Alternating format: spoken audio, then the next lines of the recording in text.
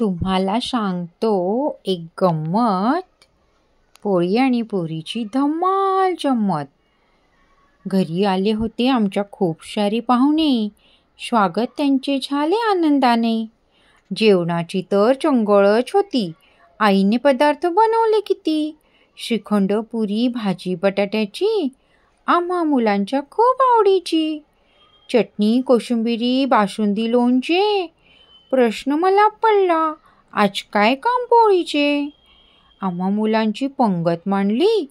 प्रत्येकाच्या ताटात पुरी येऊन बसली. पुरी म्हणाली पोळीला, बघ बघ, मलाच आहे भाव. चपट्या पोळीची आज कोणीच काढत नाही नाव.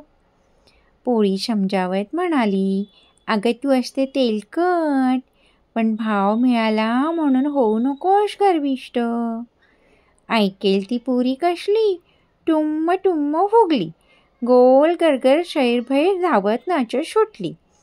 तेवढ्यात आले आजोबा आजी. खाऊया म्हणाले आज पण पोळीनी भाजी. तेलाचं खाल्ल्याने होतो त्रास, पुरी खाण्याचा नकोच अट्टहास. पुरीने असं ऐकताच ती धडपडली. पडताच खाली फटकन फुटली. पोळीलाही झाले अनावर असू, पण पुरीचे पुसले तिने आशू. अगं तुझी मजा सणासुदीला, रोज मान मात्र भाजी पोळीला. दोन्ही आहोत आपण खूप छान, कोणी नाही श्रेष्ठ आणि कोणी नाही लहान.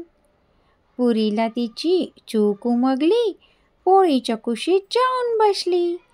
पुरीला तिची चूक उमगली, पोळीच्या कुशीत जाऊन बसली.